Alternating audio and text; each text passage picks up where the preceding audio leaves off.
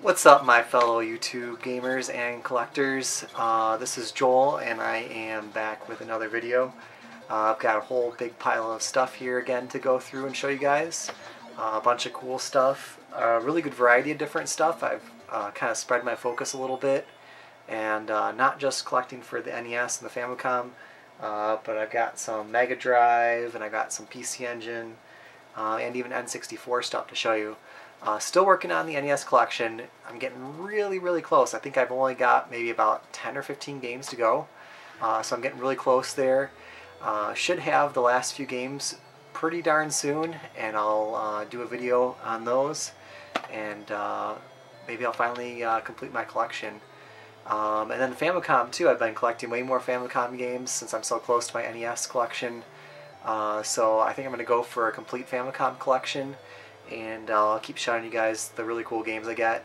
Probably skip past some of the really stupid stuff that's not worth showing.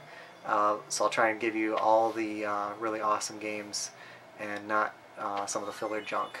So I'll get started here, and I'll just kind of show you what I've got.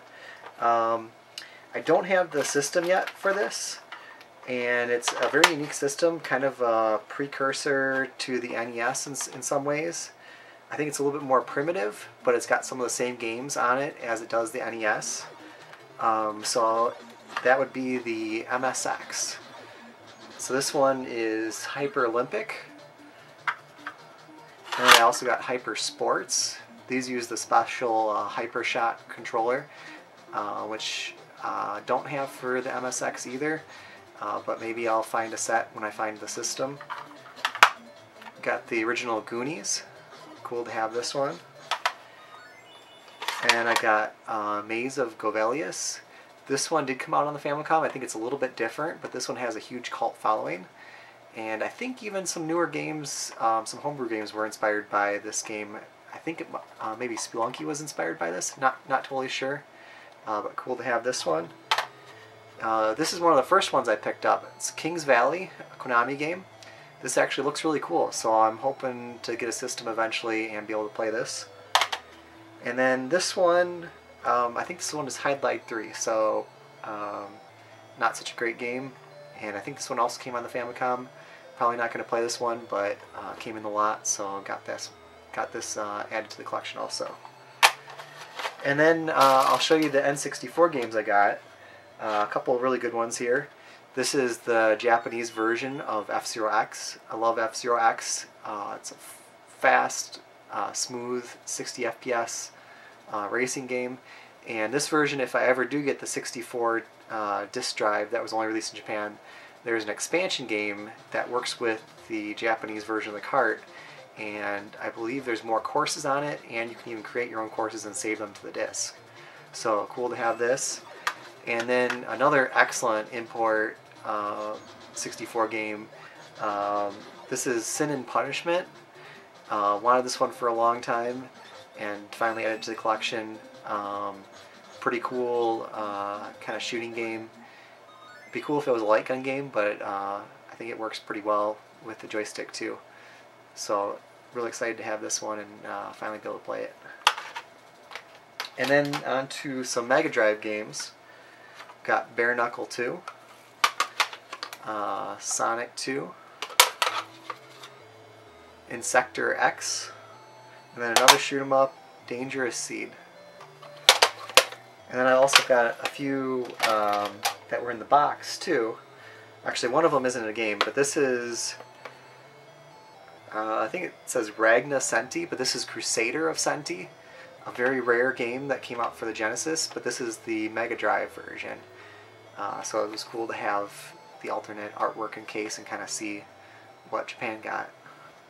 And then also a really good puzzle game, Puyo Puyo. This is the Mega Drive version, so I'm excited to have this one. And then kind of a good accessory to have on hand for the Sega CD is the backup cart to be able to save your save game backups too. So those are my Mega Drive pickups. And now I'll show you the PC Engine stuff that I got.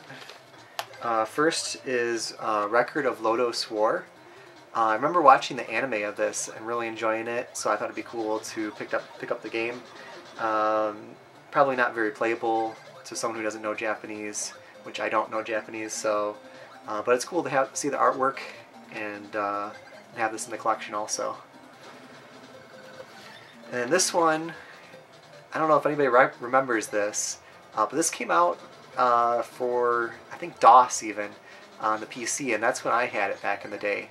Kind of just a point-and-click adventure game with no real plot or purpose, but it was fun playing this as a kid and clicking on all different things on the different screens and exploring and opening up secret passages and stuff. So I'm hoping that the PC Engine version is just as good as the computer version. And I believe this is compatible with the PC Engine mouse, which I picked up not too long ago also. So I'll have to give that a try. And then I've got Peach Boy game. This one's an action platforming game that's supposed to be pretty good. So I figured I'd pick this one up. And then a shoot 'em up, Rabbido Lepus.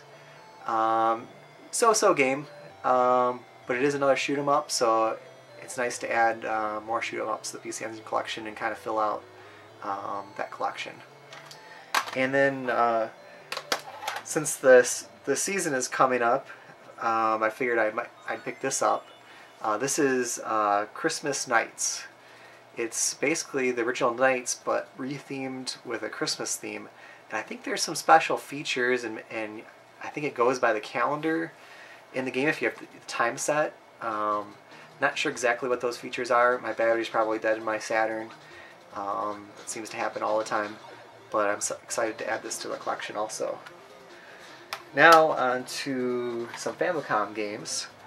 First is actually not a game, but I was able to pick up the guide for Mother.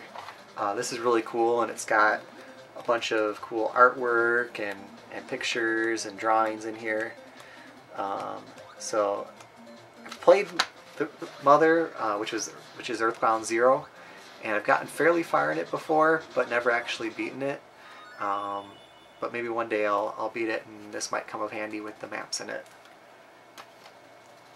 And then next item is Legend of Zelda. This is the later re-release because this first came out on the disc system for the Famicom, and then they eventually got around to releasing it on cartridge. And then this is what some people consider the MacVenture series. A bunch of games released by Kemco. You've got Shadowgate, and then Uninvited, getting a little bit rare and more expensive on the NES, and then also Deja Vu. So these are the Famicom versions, of course, in Japanese, but it's really cool to have this little set of all these games that go together. And then on to some more. I've got some really rare ones coming up. But first I'll show you this one here. This is like a horse racing simulator. Pretty bizarre. The US never got anything like this. And this is in like the big giant case also. You got the game, and it's got the manual and stuff. Just kind of a unique item, part of the Famicom set. There's over 1,000 games that came out for the Famicom, so you got some really weird and unique ones that kind of fill out the set. And we'll tackle this stack here first. You got Family Stadium 94, probably the hardest to find of the Family Stadium games for the Famicom. Got the Joust, like the arcade Joust. And you got the Akira game based on the anime movie. It's pretty cool to have that. And this would be Kid Nicky 2. And then also Kid Nicky 3, which is kind of rare. So I'm really excited to have this one. In 3 they have a huge graphical overhaul and everything looks really cool. It looks like a really fun game. So I'm excited to have this one. And then a couple Jaleco games. First we've got Magic John. Kind of a cool action platformer. I forget what they call it in the US, but some people like it, some people hate it, but there is a US version of this if you Google Magic John. And then also Pizza Pop, which is a really cool, unique game where you're actually a pizza delivery boy, kind of running through the alley, dodging obstacles, and making it through levels. So this one's super cool. And almost two of the rare ones, but a few other ones here first. Got Klax. This is Proton, and it says the ultimate game on planet Earth. I don't think it is. It's actually pretty mediocre. So they had some balls naming their game that. Maybe people bought into the marketing hype, hopefully not. But kind of weird. Then you got Athena. I had this before, but this copy was really nice and not yellowed. Japan has a fascination with Athena. It's been, I think, one of SNK's mascots in the past. Then we got Kari 3. A little bit rarer than 1 and 2, so it's cool to have this one. And then I've got Kamen Rider SD. I think SD stands for Super Deformed. And I think this is like an action platformer kind of game, and it looked pretty cool. It's made by Angelsoft, which also made, I think, one of the Power Ranger games that's pretty good action platformer also. So it's cool to get this one. Now to the really rare Famicom games. These are probably equivalent to some of the rarest NES games. Maybe not quite as expensive, but probably equally as rare. First, we've got Bubble Bobble 2. Most of you probably know that this is pretty rare on the NES. I think this is pretty much the same game, just on the Famicom. Kind of came in a weird cart like that. And then also picked up the Jetsons, also a Taito game, also pretty rare in the Famicom. And then the last game I picked up, probably the rarest maybe, if not one of the rarest games on the Famicom. In the US it's pretty cheap and only maybe slightly uncommon. The price might be rising recently as more people discover it because it's kind of a hidden gem. But that would be Battle Formula, which was released in the US as Super Spy Hunter.